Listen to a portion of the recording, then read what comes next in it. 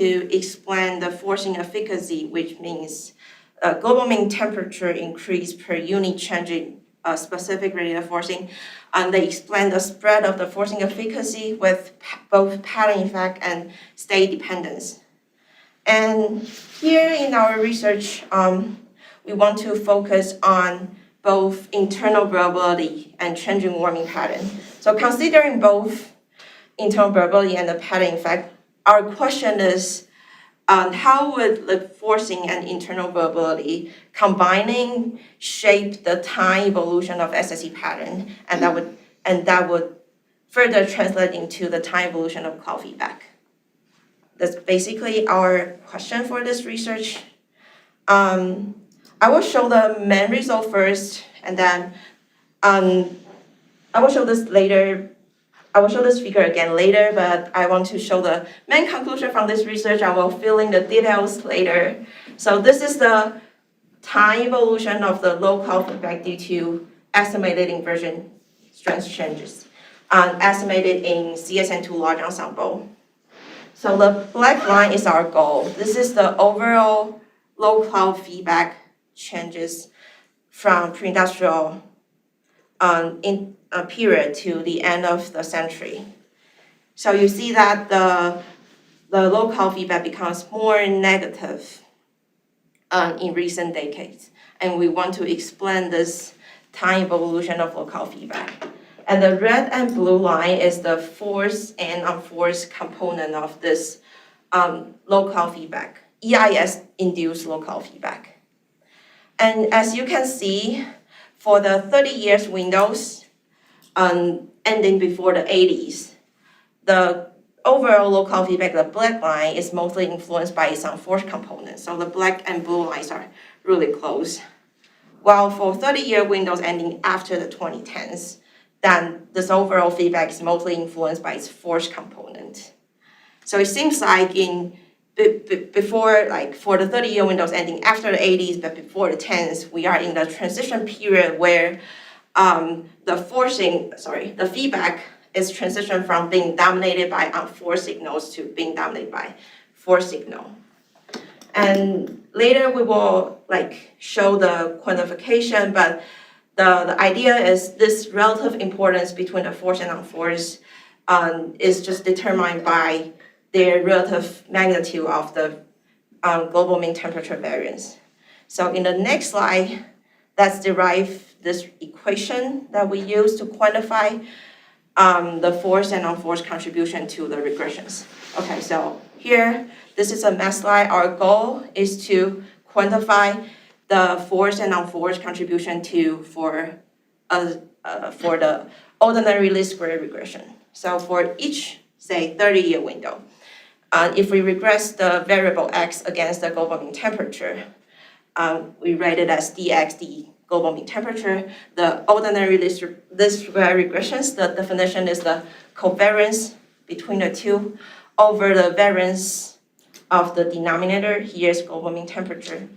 So for most of the case, say if the variable x is radiation, this is climate feedback.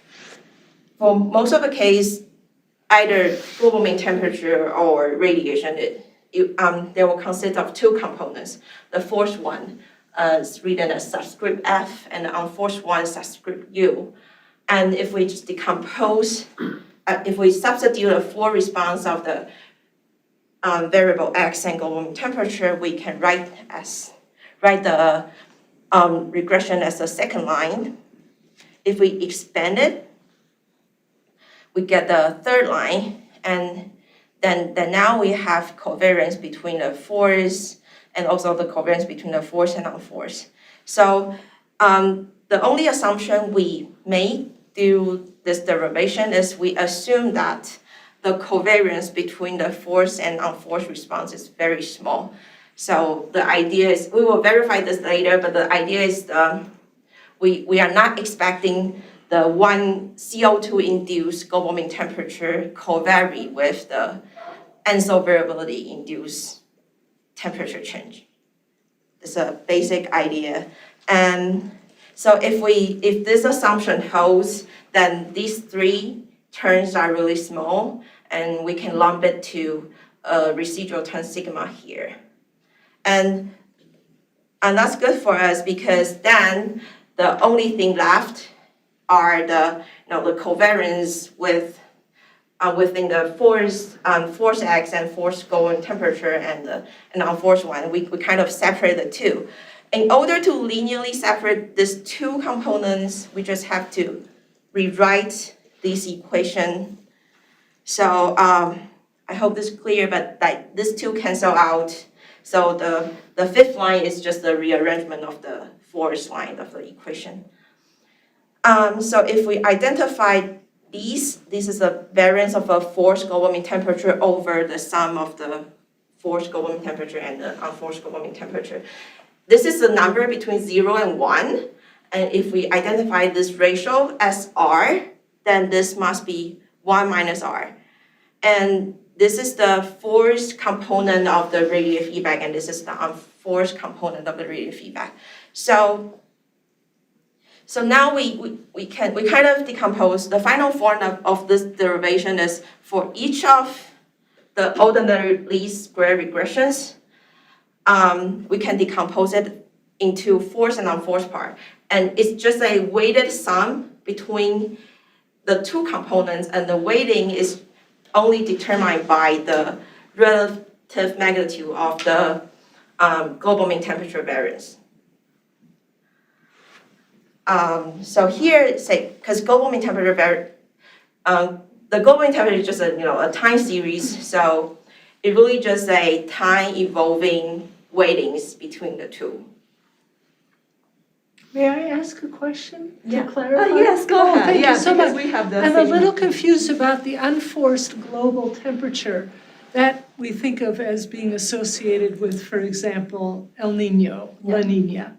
So how can you make that assumption that, or maybe I'm missing what your assumption is? I would think as CO2 goes up, forced temperature goes up, and in many models, unforced, and so variability also goes up. So the unforced global temperature component would also increase. So we do calculate this, and Okay. it's like way smaller than Okay. the other terms. We will show this later. Yeah, we test 3 large Okay. ensemble that we will show, but you're right, this is the assumption that we have to make. So since the variance of a global mean temperature is important for the relative importance of the forced and unforced. Here we're just showing global mean temperature from 3 large ensemble simulations, CSM2, MPI, and GISS model.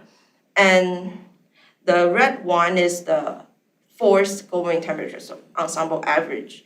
And the blue one is the relative anomalies to this ensemble average. So there are like 100 lines for CSM2 for your blue line, but the red line you only got 1 because that's ensemble average. And the variance of the global mean temperature here is on the second row. So note that this is the year, absolute year, but this is the end year of the 30-year moving window for variance in the 3 large ensemble simulations. And I drew 2 vertical green lines here, which is the end year of 2080s and end year of 2010. So that's the 2 time period that we'll focus on in our later slides. But you can see before the first green line, the variance of the unforced global mean temperature is larger than the variance of forced global mean temperature. And after the second green line, like the variance of the forced global mean temperature keeps strengthening, and then will take over the unforced global mean temperature variance after the 2010s. If you just plot it as a relative magnitude, as an R that I showed in the previous slide, the R is the numbers between 0 and 1, and R is, it's just an index to express how important the forced component is. So before the 30-year windows ending, before the 80s, the R is around 0.2, 0.3, And after 2010s, this goes up to like 0.7 in CSM2 and 0.6 in GIST model. So it really shows that in the meantime, like in the past 50 years, we are transitioning from a unforced dominated time period to the forced dominated time period. And I'm also interested in the ups and downs, before the windows ending after the 80s. So you can see the three large ensemble, they both share some similar characteristics, which is they have ups around 19, on the end of the last century. 1900. And so this is because if you see if you look up for the previous major volcanic eruption, you can see there are two major eruptions around that time that is included. So in that time period, you will see larger contribution from the forced part.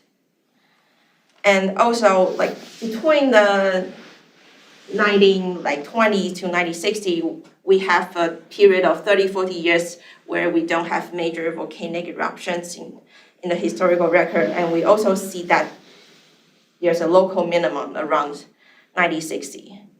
The x-axis is the end year of 30-year window. So the end year of 1960 is the correspond to the time period where we have less major eruptions in the past. Okay. So I hope I have kind of convinced you that the overall feedback is can be determined by the relative importance of the forced and non-forced feedback. So in like either CSN2, MPI, or GIS, you can always see that the black line is drawing from blue line in the past and to the red line in recent decades, and that it will get very close to red line till the end of the century. So whether the overall climate feedback is going to increase or decrease, that depends on the relative magnitude of the forced and unforced feedback. If, say, in CSM2, usually the unforced feedback is more positive than the forced feedback, then the increasing importance of the forced feedback is going to contribute to the decrease of the overall feedback. But if, say, in MPI models, their SST component, the forced one is more positive than the unforced one, then in this case, the increasing importance of the forced feedback is going to contribute to the overall increase of the local feedback. Right? And if, say, GIS model is really weird, the local EIS-induced local feedback, the unforced and forced one, their magnitude is very similar. So even if they have increase of the relative importance of the forced, it's not going to change the overall feedback. I want to highlight the range of the y-axis. So the EIS-induced local feedback here, the y-axis is 3 times larger than the SSE component. So the overall local feedback contribution is coming from EIS component. So for CSM2, we have more negative cloud feedback in the past 50 years, and that's from EIS, and that's from the change of the relative importance of the forced and unforced feedback. So I want to point out that our goal of this research is to quantify the relative importance of the forced and unforced SSE patterns onto the local feedback time evolution. So the way we estimate local feedback through convolving the SSE pattern and EIS pattern with this meteorological radiative kernels from observation, and this is time invariant, and they have 4 observation data sets. We use the average of the 4.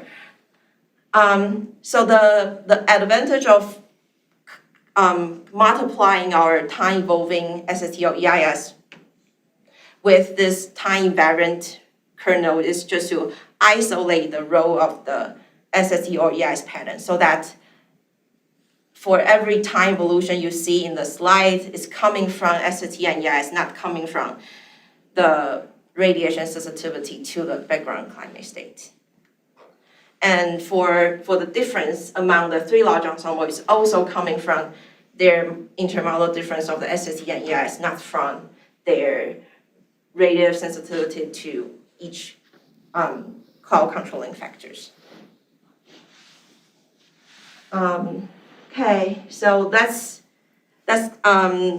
move on to the role of pattern effect since we have isolated the role of SST and EIS. So here you're looking at the CSM2 large ensemble, the SST pattern, the full SST pattern, so DSST, D global mean temperature, and the forced component and non-forced component, and their residual. So it just follows the derivation that I showed before. Now you have to take the X as the original SST. So the overall SST pattern is also coming from the force and a weighted sum of the force and unforced. And the sigma here shows it represents the covariance between the forced and unforced. I think that kind of answered Clara's questions before. So the residual is quite small compared to the other three terms. And this is different time period. This is 50 to 80s, 80 to 10. And the bottom row, this is the end of the century. So we can see that the overall SST pattern is moving from, looking very similar to unforced component to the end of century where the overall SST pattern is just largely affected by the forced one. And then by the end of century, the unforced temperature, the SST DTG is no longer contributing to the overall SST pattern. Because in the end of the century, the R is reaching like over 0.9. So what is the implication for this time evolving SST pattern? If we remember the SST Green's function, this is Yue's Ken4 SST Green's function, and they identify an index to quantify the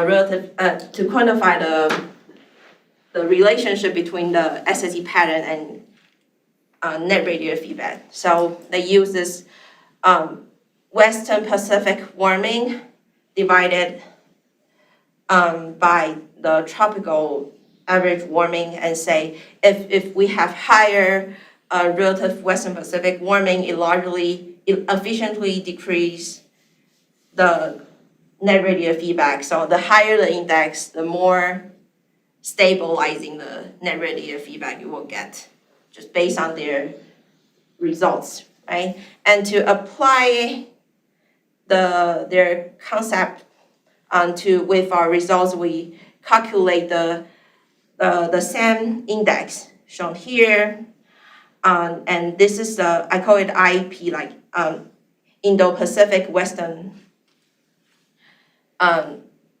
Indo-Pacific sorry. So it's the SAM Indo-Pacific warm pool warming ratio. So in CSN2 large ensemble, this is the full one, the forced one, and unforced one in 50 to 80s and 80s to 2010s. So you can see the overall index is increasing because we are transitioning from the unforced one to forced one.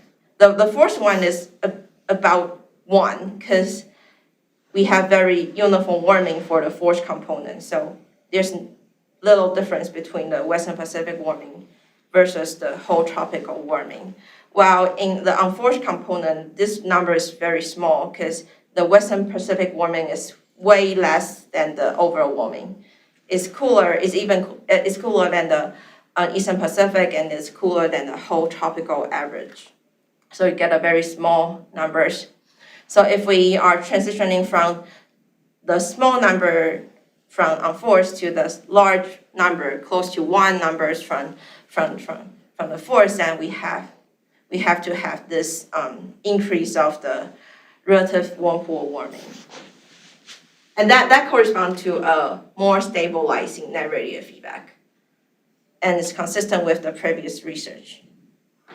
So that's only for CSN2 large ensemble. If we compare it with MPI and GIS, you will see that actually their force component, they look all very similar, around 1, which means their force component is just uniform.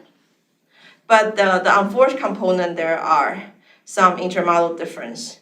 CSN2 got the numbers around 0.3, but while the MPI and GIS got a number about like 0.7. So if we compare their SSE patterns between the 3 large ensembles, I know there are too many figures, but the upper 3 panels are from CSN2, MPI, and GIS. I just want to focus on the unforced component. So although they seem quite similar, they all show this ENSO-like SSE pattern. But the relative warming in the Western Pacific over the whole tropical average warming is quite different. For CSM2, this relative cooling is strong, but in MPI or GIS, you can see that the relative cooling in Western Pacific is weaker than CSM2, and that contributes to the previous higher numbers for their unforced component. And they also, because their difference in their unforced SSE pattern, and they will change the relative magnitude of the forced and unforced feedback. So that's why they kind of look different. For the EIS component, the forced one, for the 3 large ensemble, they at this are both negative, but for the unforced, for the blue one, the 3 large ensemble are not agree on the sign. For CSN2, it's positive, it's weak positive, but for MPI and GIS, it's negative.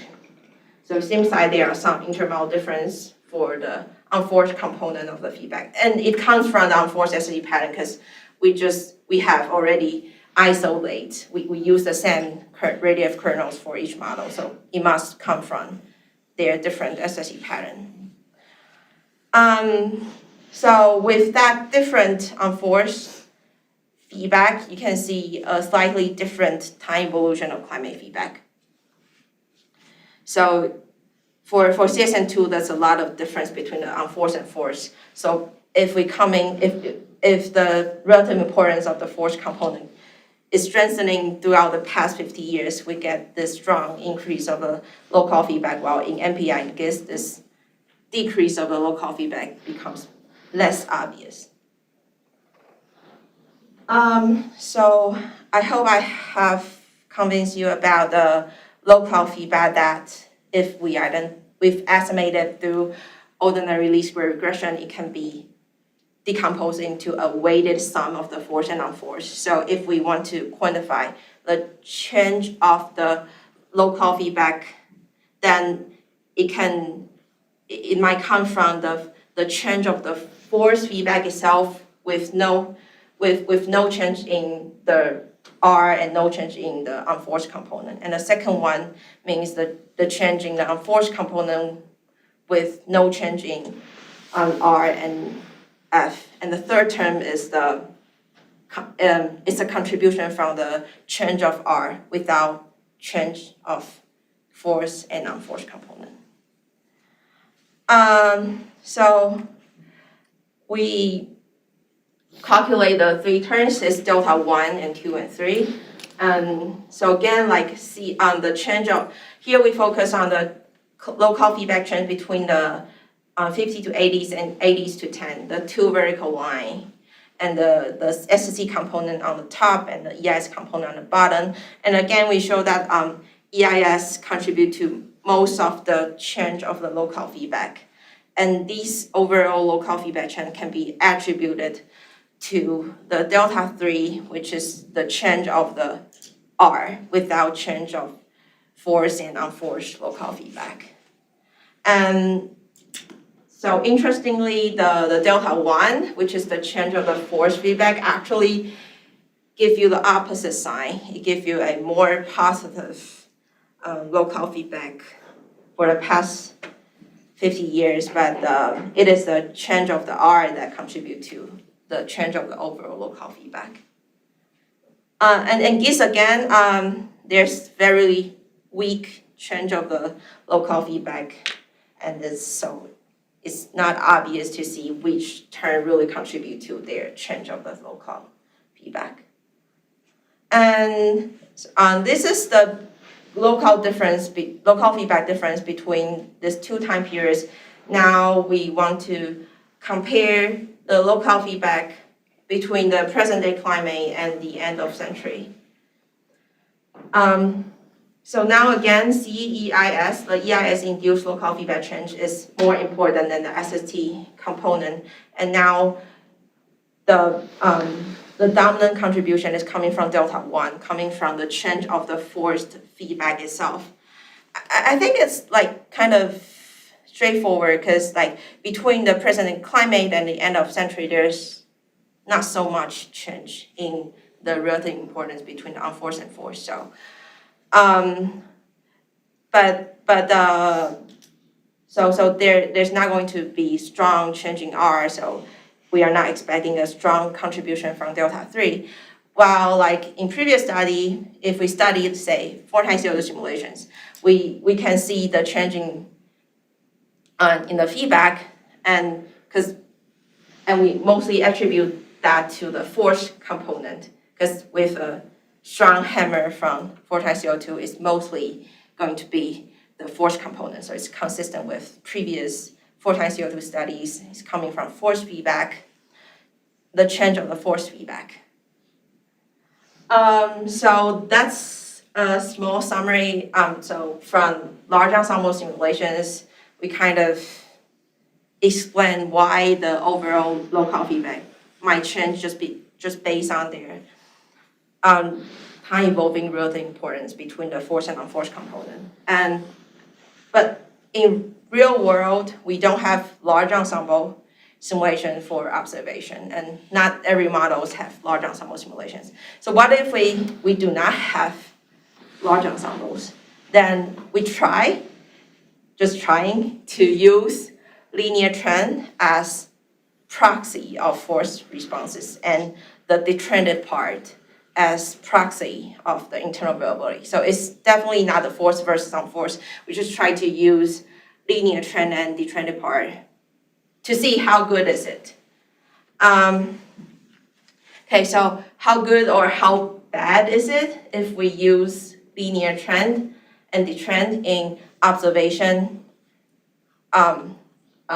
if we do not have large ensemble. So there's one method to test how good or how bad is it. It's just to use the same large ensembles, because we already have force and unforced by taking the ensemble average and the relative anomalies of the ensemble average. And we can also take the linear trend to those large ensemble simulations. So we can compare the two and see how good or how bad is it to use the linear trend as the forced and unforced responses. So the upper row, this is the figures that I have shown before is from ensemble average anomalies. This is from linear trends and anomalies. So they definitely have good points and bad points. I'll start from the bad. The bad is we are hardly capture the ups and downs before the windows ending before the 80s. We can see the ups and downs mostly from volcano eruptions in 3 large ensemble, but if we use linear trend, it's really hard to capture that signal because the volcano eruption usually is strong, but it's within a short time period. So here we are using the 30-year sliding windows linear trend. So it's really hard to capture the signal from major eruption, just using the linear trend, most of the case you would just ignore that contribution from volcano eruptions. So it for the years before, Just clarification, the pink shading and the blue shading in the lower lines is each ensemble member, Yeah. and the darker line is the mean of the ensemble members?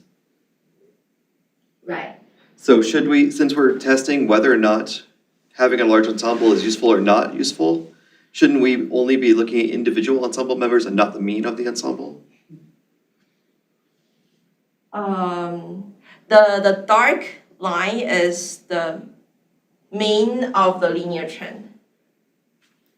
Of all the ensemble members Yes, for that time? not the, So if you only had one ensemble member and you plotted it, how bad would it look? Pretty bad. Yeah. Isn't that what we see in the thin lines? Is that what? Isn't that what we see in the thin lines? Yeah, Yeah. exactly. Yeah. Yeah. So each individual thin line is a bad realization of the linear trend model.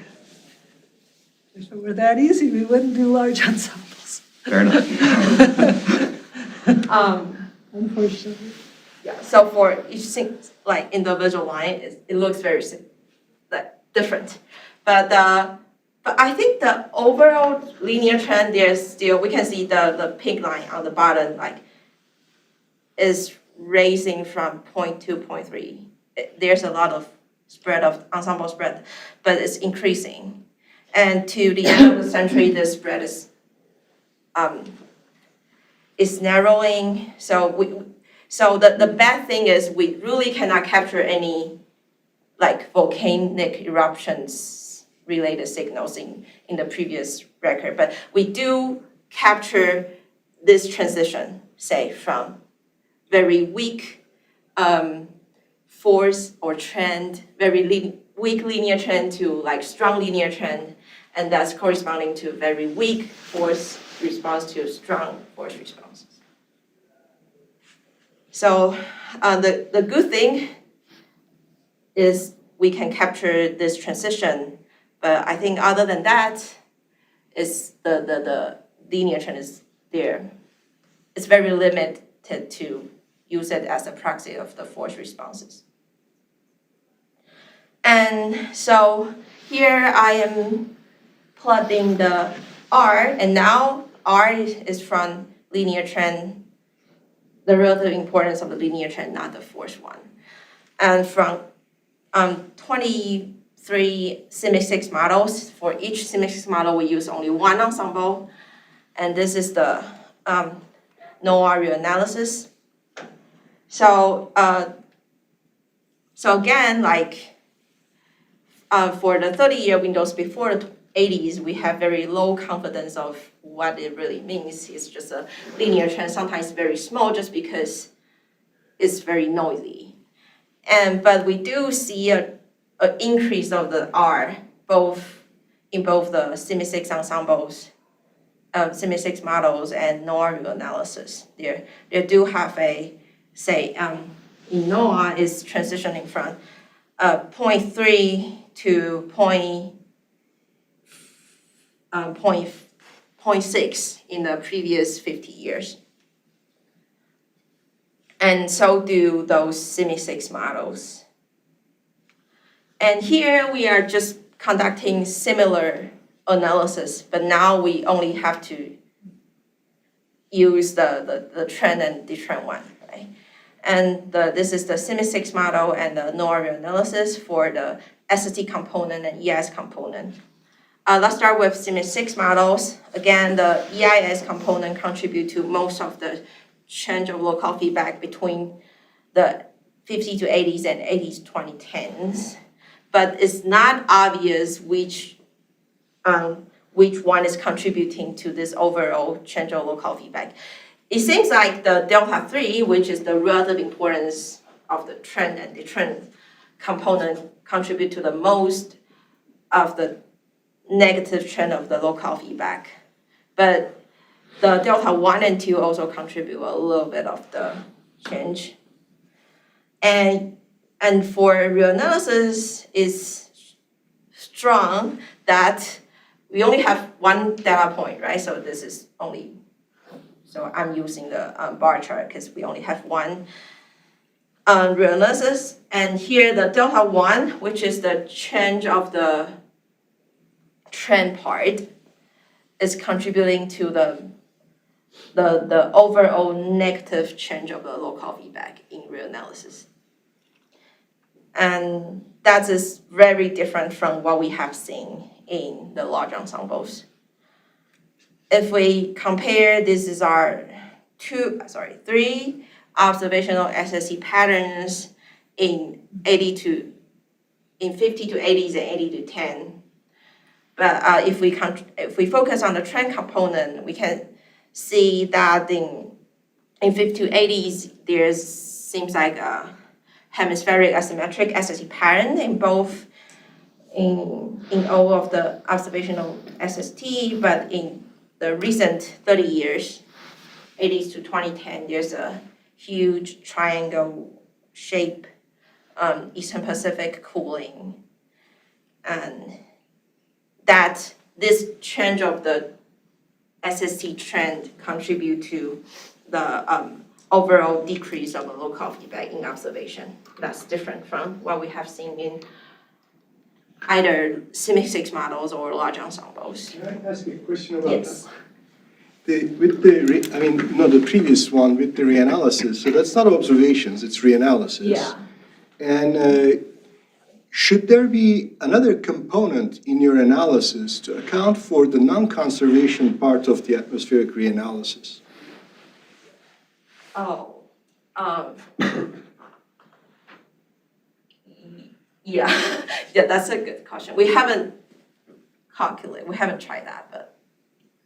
But aren't you just using the SST pattern and then convolving it with the Green's function? With the radiative kernels. Yeah, with the So the difference between models and observation are only coming from their different SSE patterns. So it's just SST she's using, that's what I thought. So, but the radiative kernel will not be impacted by the non-conservative terms?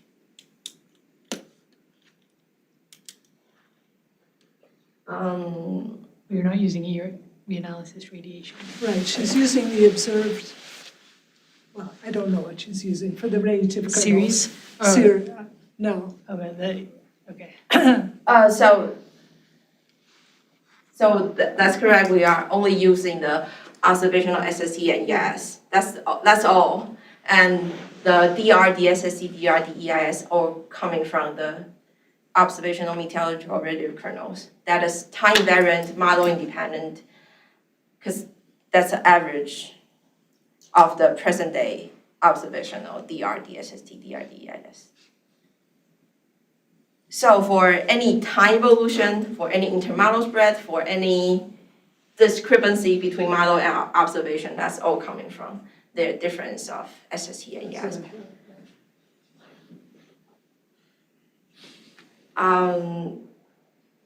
So there are two possible explanations for the model observation discrepancy. So the discrepancy I'm talking is this different attribution of the local feedback. But because we are using trend and detrend component in reanalysis, it's not obvious that these changing in the linear trend is coming from the phase change of decadal variabilities, because this is a sliding 30-year linear trend. So it could involve the phase change of decadal variability still, but it could also coming from the models are just biasing the force responses. That is also included in the trend component. We don't have answer for this, but there are two possible explanations. So I am reaching to the conclusion slide. In this research, we are decomposing each ordinary least square regression. So radial feedback or SSE patterns, we decompose it into the weighted sum of the forced and unforced one, and the weighting is determined by the relative magnitude of the variance of the denominator. In this case, it's global mean temperature. Before the 80s, it seems like feedback or SST pattern is mostly driven by it's reflecting unforced responses.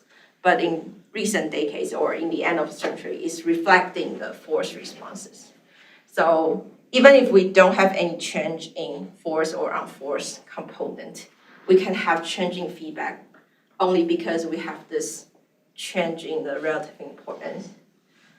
CSN2 and MPI and GIS, they have slightly different results, mostly because they have different unforced SST patterns.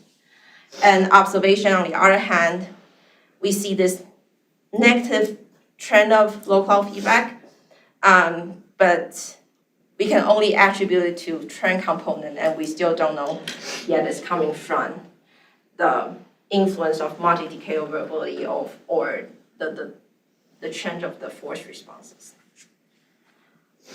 That's all. Thank you for All right, coming that's, here. thank you. We are almost at the top of the hour, so we only have time for maybe just like one very quick question, and if you have others, please talk to the speaker afterwards. Any? Okay, yeah, Dan, go ahead. I just wondered if you could talk about, so in this case, you have a feedback that responds to the changing climate. It seems like a kind of a feedback on the feedback. Is this, a way of kind of parsing the effects that you might see if you're diagnosing climate sensitivity from like a 4x CO2 experiment, as attributing part of it to the evolving SST patterns? I guess I'm wondering, does this perspective, is this something that is missing from our, the way that we're currently diagnosing climate sensitivity from models, or is a way of maybe decomposing that? In 4x CO2, I am expecting very weak contribution from unforced responses, but in historical period, I think it's important for us to really separate the two or like investigate the unforced versus forced feedback. I think previous studies kind of assume that the change of feedback mostly come from forced responses, but here we just want to point out that it really can come from the change of the relative importance. But that's only happening when there is a change in the relative importance, right? In the future warming climates, we are not expecting there's a strong change in the R. Okay, one last question. I was and then we're wondering done. if you were, in your future work, would it all look at the relative roles of anthropogenic aerosols versus greenhouse gases? Because I think, when you talk about forced response, it's not just CO2, and each model has its different SSP, and the forced response, aerosols and greenhouse gases can kind of offset one another, and that could lower the importance of the forced response. So I just think that would be an important aspect. We do think of that, and it's interesting. We have in my head, it's going to be it's going to be more complicated if we decompose those one. There's a lot of covariance, a lot of assumption we have to make. But it's right. We can decompose it into force I would just components. take single forcing large ensembles. Okay. Then you don't have to worry about all the terms, just within each one, what is the relative importance of forced and unforced? Maybe that's a way to step into it. Yeah. Okay, let's just thank our speaker again for. Yeah, if you have questions, like Jen will. Yeah, I'll be around. Yeah, so she will be around to answer your questions. I guess, because now we're starting 10 minutes late. So your lunch? Okay, I might crash your ocean scientist table. Sorry. What's the next book?